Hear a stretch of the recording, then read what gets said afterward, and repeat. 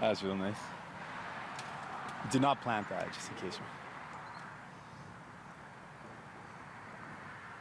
I'm just gonna wait for the signal that we're good to go. All right. Okay. Thank you so much for being here. We are here on the traditional territory, or the Treaty 6 territories, and the traditional homeland of the Métis people.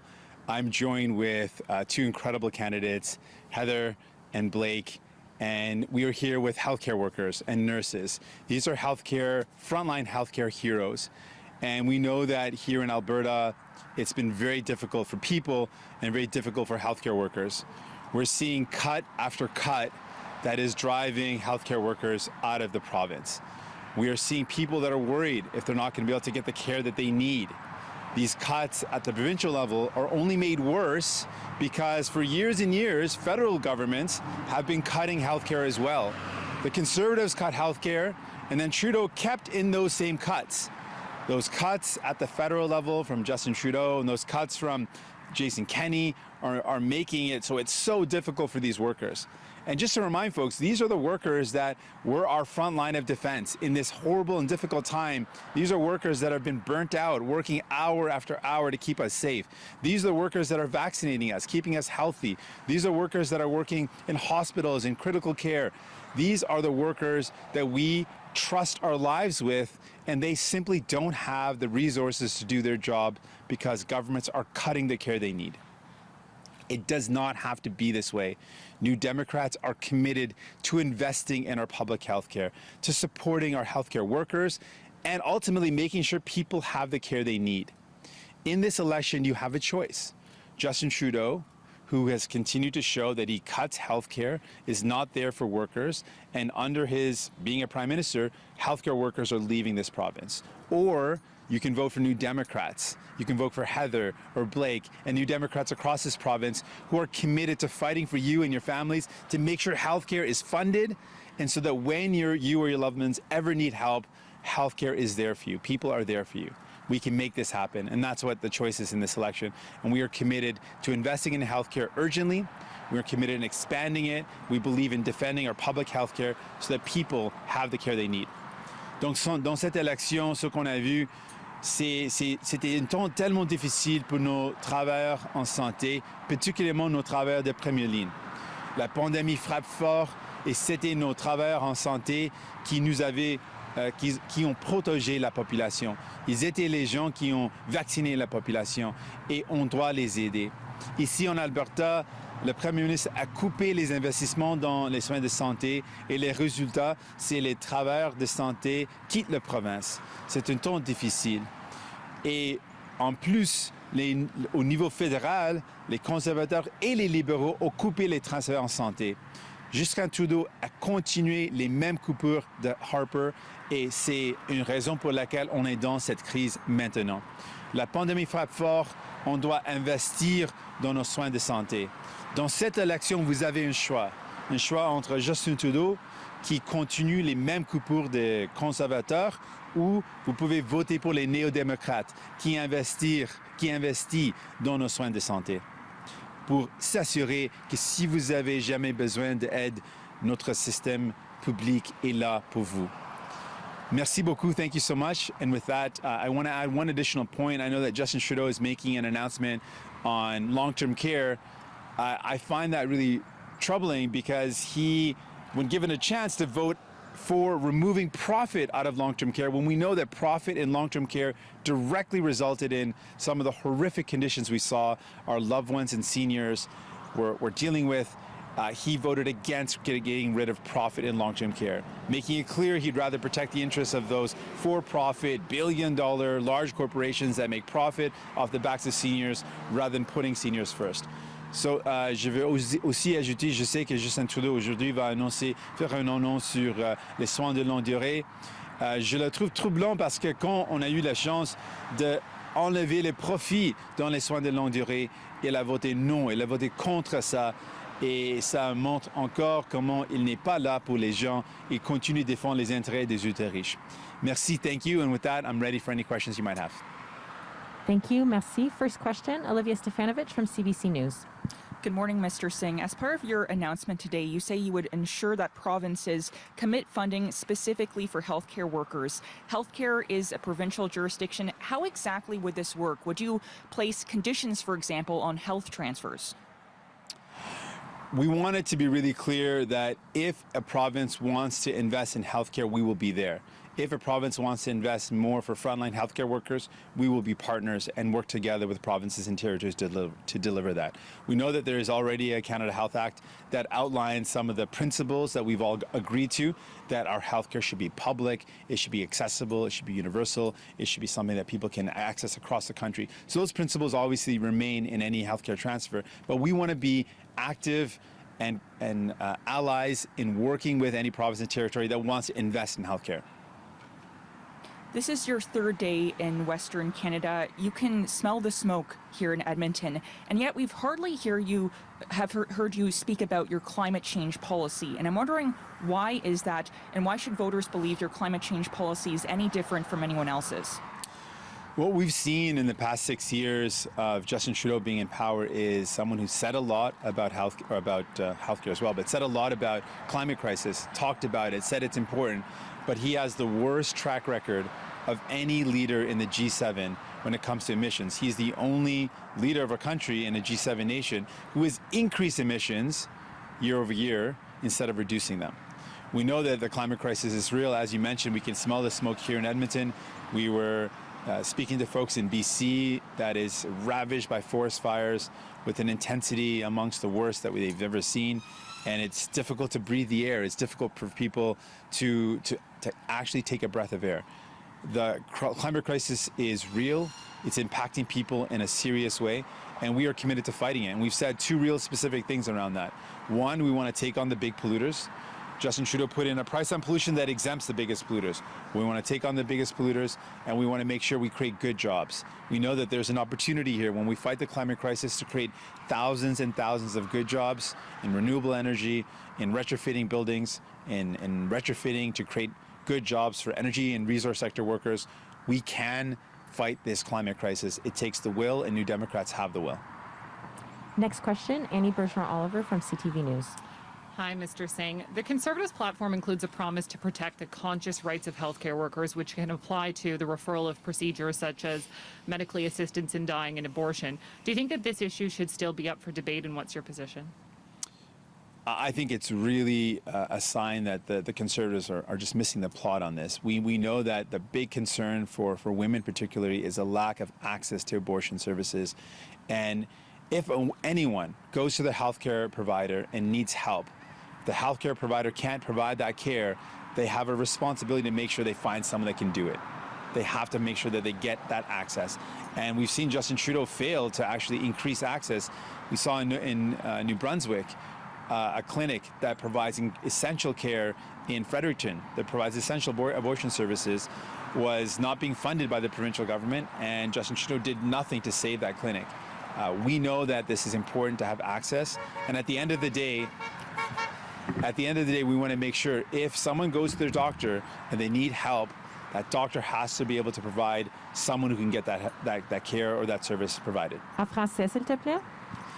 Donc, je pense que les conservateurs manquent le coup avec cette question d'accès aux services d'avortement. C'est clair, on a toujours un problème d'accès. Pour les femmes, c'est en particulier un problème. On a vu en Nouveau-Brunswick une clinique qui fournisse des services essentiels qui n'étaient pas financés par le gouvernement provincial, et le gouvernement fédéral a eu une responsabilité de sauver cette clinique, et Justin Trudeau n'a rien fait. Pour nous, c'est clair, si quelqu'un demande des services, le médecin, s'il ne peut pas fournir ces services, doit trouver quelqu'un qui peut les aider. On a different subject, pipelines are seen as key to Alberta's economic recovery. The former provincial NDP and the current UCP governments have fought for and secured 2 out of the 3 major pipelines. What is your stance on these 2 projects that are currently underway? That's the Enbridge Line 3 and TMX, and on any attempt to change Joe Biden's mind about potentially reviving the Keystone XL pipeline? Well, we've spoken to a lot of energy sector workers, and they're worried about their future. They're telling us that they see the way the global markets are headed, and they're worried about what that means for their jobs right now. They want to know that there's a plan in place. And at the federal level, we've got a responsibility to make sure we're making investments to create good jobs for people today and for tomorrow. And we know that renewables are an incredible investment that we can make that will create jobs for the long term. These workers are people that want to be able to provide for their family. We have a responsibility to make sure that those jobs are there and those good jobs are there. And we want to make investments that help us fight the climate crisis, but create good jobs and jobs that are here not just for a distant future, but jobs that are here for today and jobs that are long lasting. Prochaine question, Jean-Sébastien Cloutier de Radio-Canada. Monsieur Singh, vous dites que vous voulez arrêter les coupures en santé, mais êtes-vous prêt à augmenter les transferts aux provinces? Vous savez que c'est l'unanimité. On demande un rattrapage de 28 milliards de dollars, plus une augmentation annuelle de 6 pour passer à 35 Est-ce que vous dites oui à ça? Oui. Un petit peu plus de détails? Absolument. On est partie des santé. On veut augmenter accès aux services de santé. On veut améliorer accès et on a déjà parlé de comment on veut le faire. On veut investir dans une assurance médicaments universelle. On veut augmenter les transferts. On veut aider pour défendre notre système de santé publique et universel. C'est essentiel pour nous. On est une partie de santé et on va continuer. On est ici avec des travailleurs de santé parce qu'on croit fermement dans notre système de santé et on veut le bien financer. In English, please. Yes. That was my answer.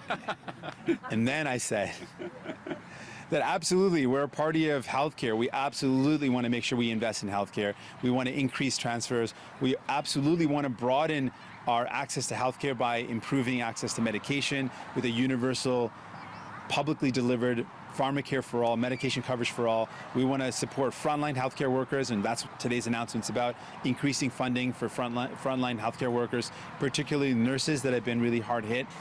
We believe in healthcare, and we believe the only way we can make sure people have the care they need is if we invest in our publicly funded healthcare system with the appropriate funds to make sure it's there for people when they need it. Et en complément, M. Blanchet a dit, et si jamais vous étiez dans l'opposition, M. Blanchet a dit qu'il n'appuierait jamais un discours du trône s'il n'y avait pas un transfert important, le transfert demandé aux provinces. Vous dites quoi à ça? Est-ce que ce serait la même chose pour vous? Quand je serai Premier ministre, je vais s'assurer que dans mon discours de trône, on va parler de comment on va augmenter les transferts pour santé, comment on va améliorer l'accès aux santé et comment on va défendre les travailleurs de première ligne en santé comme les travailleurs qui sont avec moi aujourd'hui. Et dans l'opposition? Je suis dans une élection pour devenir Premier ministre. Donc quand je suis Premier ministre, c'est exactement ce que je vais faire pour les gens, pour les défendre. Next question, Mike Lecouteur, Global News. Mr. Singh, you're spending a lot of time in Alberta, and I noticed throughout what you've been saying so far, you're taking a number of shots at Jason Kenney. So is your plan in this province to try and capitalize on his lack of popularity to try and get votes for your candidates? Well, what we know is that Conservatives can't be trusted with healthcare. Jason Kenney was in the previous Conservative government that oversaw the cuts to healthcare. Aaron O'Toole was in that government as well. And people were upset when they saw the Conservatives cut healthcare. And then Justin Trudeau continued those very same cuts. So Justin Trudeau continued that same legacy of cutting healthcare. And so when it comes to investing in our publicly delivered healthcare that people believe in, that people want to see there for their families when they need it, New Democrats have shown again and again we are committed to that. If you elect Blake Desjardins, if you elect Heather McPherson, you're electing New Democrats who believe in investing in our healthcare. More New Democrats elected in Alberta and across Canada will mean you will have people on your side fighting for a healthcare system that works for you and your family, that protects healthcare workers so that we have enough to respond to the needs of people. That's what we're campaigning on. The choice between Justin Trudeau, who's cut healthcare, and New Democrats who will fight for healthcare. But just specifically here in this province, where it is largely, held by Conservatives on the federal scene, again, it was only my prompting that caused you to mention Aaron O'Toole's name. So in Alberta, who are you campaigning against, Jason Kenney or Aaron O'Toole? Well, in Alberta, people can see what Conservatives have done. They've got clear evidence that Jason Kenney, Conservative, is cutting healthcare and it's hurting people. They know that at the federal level, Harper cut healthcare and that hurt people. And Justin Trudeau is also exactly the same in terms of not increasing healthcare and cutting healthcare, continue with those same cuts. And so absolutely we're going to point to Jason Kenney and his bad decisions that hurt people. We're going to point to conservatives that can't be trusted with healthcare. And we're going to point to Justin Trudeau, who continued doing the exact same thing, leaving healthcare workers and most importantly, people behind. Next question, Fakia Beg from Canadian Press. Hi.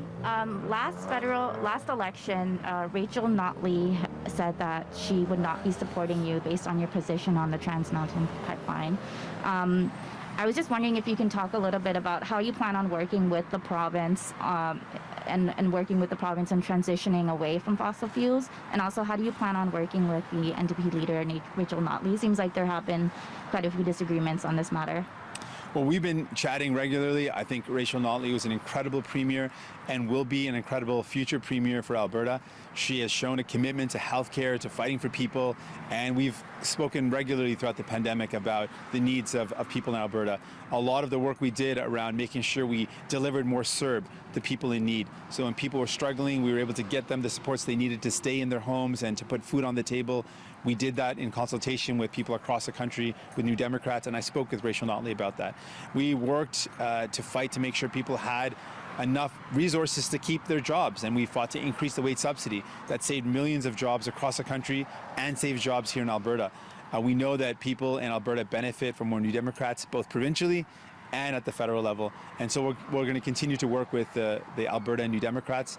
They've shown a commitment to people that we share, and we have far more in common, and we're going to build on those things and work towards building the type of Canada and the type of province that provides the care that people need, and so people can live their best lives. Thank you. Thanks. And Catherine Gurkowski with Alberta Today. So Premier Jason Kenney has said if a federal government tries to bring in something like pharmacare, he will reject it.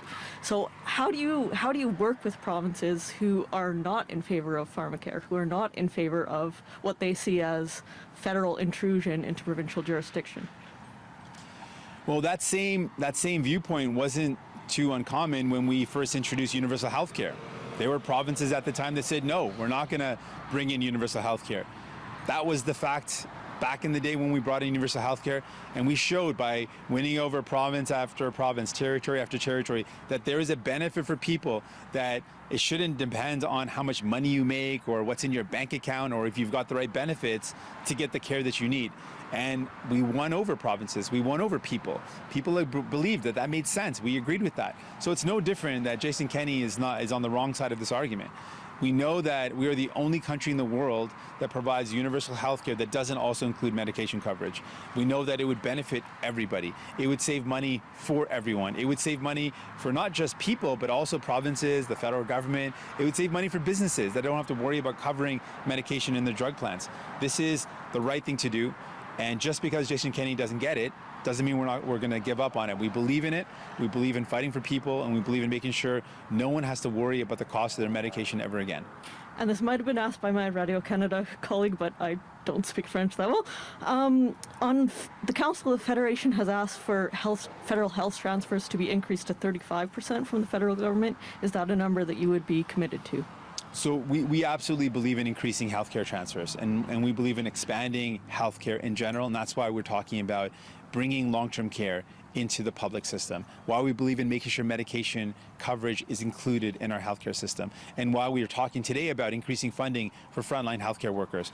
We believe passionately in making sure healthcare is there for you and your families. We are the party of healthcare. We have long fought for it, and we will continue to fight for it. Prochaine question, Audrey Neveu de Radio-Canada Edmonton. Bonjour, Monsieur Singh. Bonjour. Ça fait 13 ans que vous avez un siège ici à Edmonton, mais au niveau provincial, les néo-démocrates ont 19 des 20 sièges. Qu'est-ce que vous avez besoin pour faire une percée à Edmonton et en Alberta? Donc, dans cette élection, on est très optimiste. On a des candidats extraordinaires. Je suis ici avec un de mes candidats qui, j'espère, va gagner un nouveau siège ici parce que il représente Blake Desjardins, il représente exactement ce que vous avez avec un néo-démocrate, quelqu'un qui défend vos intérêts, quelqu'un qui est un défendeur de monsieur, madame, tout le monde. Et dans cette élection, on peut montrer notre bilan. Comment dans une pandémie, on a aidé les gens et comment on peut montrer aussi comment les conservateurs ont complètement manqué le coup. Ils n'étaient pas pour vous, pour vos familles. Les conservateurs peuvent montrer rien qu'ils ont fait pour aider les gens dans une des crises les plus sérieuses dans notre vie. Et les néo-démocrates peuvent montrer comment on a augmenté la subvention salariale, comment on a augmenté la PCU pour aider les gens dans ce temps difficile. Donc, quand vous votez pour un néo-démocrate, vous avez quelqu'un qui se bat pour vous. Au niveau provincial, le NPD défend l'industrie pétrolière et gazière, mais vous voulez interdire toute subvention à cette industrie. Comment est-ce que vous espérez gagner avec une telle politique en Alberta? Aujourd'hui, on parle de santé. Santé, c'est l'enjeu primordial dans cette province à ce moment. Tout le monde, ils ont vu l'impact des décisions de Jason Kenney, comment ces coupures ont fait mal aux gens. Donc, les néo-démocrates ont une priorité, c'est les gens. On travaille tout le temps pour les travailleurs et travailleuses, pour les gens, et les gens ont besoin de nous. Donc, pour le secteur qui était frappé par les changements dans l'économie globale, on veut investir pour créer des emplois de qualité maintenant avec des investissements dans les renouvelables, donc dans l'énergie renouvelable. Donc, on est là pour les travailleurs, on est là pour les gens. Et je sais qu'en Alberta, à ce moment, les gens sont inquiets par les coupures en santé. On va réinvestir dans la santé pour aider les gens. We will now go to questions on Zoom. Nous allons maintenant aller aux questions sur Zoom. Si vous avez une question, utilisez la fonction « Lever la main ». If you have a question, please use the « Raise your hand » function. Première question de Xavier Duville du Journal politique. Bonjour, M. Singh. Le Parti conservateur se dit de vouloir financer le troisième lien au Québec. Qu'est-ce que vous pensez de cela? Et on est contre ce projet parce qu'on veut investir dans les infrastructures qui nous aident à réduire nos émissions, qui nous aident à faire face à la crise climatique. Donc, c'est un projet qu'on n'appuie pas, mais on veut investir dans l'infrastructure. On pense que le gouvernement fédéral a un rôle à jouer pour investir dans les infrastructures, dans les provinces et territoires. Et au niveau des transferts en santé, le Parti conservateur veut doubler des transferts en santé. Vous, c'est quoi votre objectif au NPD pour les transferts en santé? Je veux parler, c'est une question importante, je veux parler de ça. Je suis ici aujourd'hui avec des travailleurs de santé en Alberta, une province où on a un premier ministre qui était dans le cabinet dans l'ancien gouvernement conservateur. Si vous posez la question à eux, est-ce qu'ils croient dans les conservateurs pour investir dans la santé? Ils vont dire non, clairement. Ils ont vu déjà les coupures causées par les conservateurs. Donc, personne ne croit que les conservateurs vont investir dans la santé. Ils ont déjà coupé dans la santé dans le passé et c'est les néo-démocrates qui veulent défendre notre système de santé publique et qui vont investir dans nos soins de santé. Next question, we have Mary Brooke from Island Social Trends. Hello, Mr. Singh. So I'm looking at on the campaign, you've been saying you're going to go after big tech. So that's Google, Facebook, Netflix, in terms of taxation.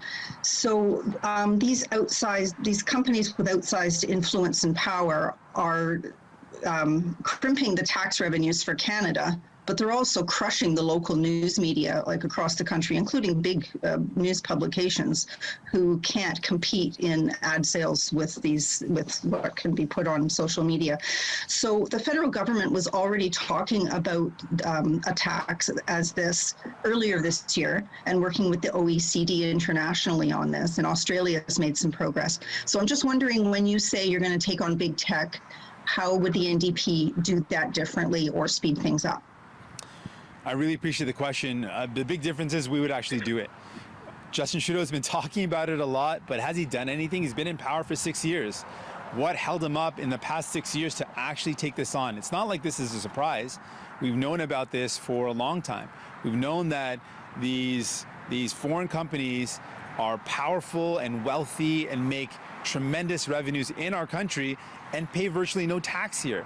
And in this pandemic, we saw that even highlighted even more. So when it comes to how we move forward, New Democrats believe the burden shouldn't fall on families that have struggled. It shouldn't fall on small businesses that have been forced to shut their doors. We're going to ask the super wealthy to pay their fair share. And that includes these large foreign companies like Amazon that makes record profits in the pandemic that also pays virtually no tax here in Canada. We can do it, and there's a couple of things we can do. France has led the way with putting a tax on revenue. That's an immediate way to immediately make sure they pay their fair share. The Australian model, I think, is incredibly important. I just want to highlight it briefly. What they've done is they've said when Facebook uses any work from a journalist, any journalistic work, that they have to compensate for that work.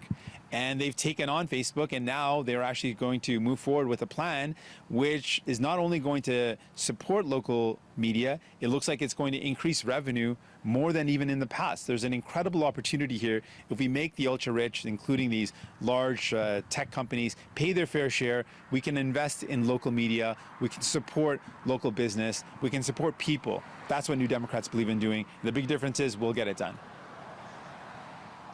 And also on the campaign, it's been pointed out well that you connect with people very well, and you've dropped into some different communities across the country during the campaign, particularly on the Danforth there the other day, and which was Jack Layton's riding. So I'm just wondering, what is your feeling about connecting with the Jack Layton energy of the NDP from 10 years ago, and do you see an orange wave coming? Well, we're just on this major street right here in Edmonton, and we're getting lots of honks and support. I think there's something building. I think young people are going to make history in this election. I think people are fed up with the all-for-show approach of Justin Trudeau, and they want someone who's actually going to fight for them. People are worried about who's going to pay for the price of this pandemic and for the recovery. And left to their own, Conservatives and Liberals have shown their playbook is either increase taxes on workers or cut the services that people need. Here in Alberta, we're seeing Jason Kenney already cutting the help to people, the help that people need. New Democrats believe in investing in folks. We believe in making sure the ultra-rich pay their fair share. Canadians believe in that as well. They want to make sure that billionaires don't get loopholes just because they have massive wealth. They shouldn't be getting away with not paying their fair share. So I absolutely believe the vision of Jack Layton that we elect more New Democrats, people are better off. People have someone fighting for them. And we want to build on that. We absolutely want to build on that legacy in Danforth. We've got a great candidate, Claire Haxel, there. And we're looking forward to fighting for Canadians, fighting for people. And we're showing that in this campaign. Last question, dernière question. Mylène Crête du Devoir. Bonjour, Monsieur Singh. Bonjour. J'aimerais savoir, les conservateurs, dans leur programme électoral, promettent de respecter la liberté de conscience des professionnels de la santé dans le cas de l'aide médicale à mourir. Est-ce que, j'aimerais savoir, première des choses, comment vous percevez cette promesse-là? Pour moi, ce qui est clair, si quelqu'un a besoin d'un tel service et si le médecin ne peut pas le livrer ou le fournir, le médecin ou le travailleur de santé doit trouver quelqu'un qui peut le faire. C'est essentiel d'avoir accès aux services de santé et en particulier avec une question assez difficile comme l'aide à mourir. C'est essentiel que les travailleurs de santé aident quelqu'un à avoir accès à ce service nécessaire. Donc, est-ce que vous percevez cette promesse comme quelque chose qui menace l'aide médicale à mourir et peut-être même qui pourrait menacer le droit à l'avortement? Oui, c'est un danger, c'est une menace au accès parce qu'on a déjà des problèmes d'accès pour l'aide médicaments à mourir, mais aussi avec accès aux services d'avortement. On a un très grand problème d'accès à travers le pays. Dans les régions un peu plus rurales, c'est un problème. Donc, cette promesse va augmenter le problème, va créer une autre barrière. Et c'est l'opposé de ce qu'on pense comme néo-démocrate. On veut améliorer l'accès aux services pour les gens. This concludes our press conference. Merci. Thanks so much. Merci beaucoup. Thanks for being here. Oh, man, so thank you hugely for being here. I really appreciate all of you.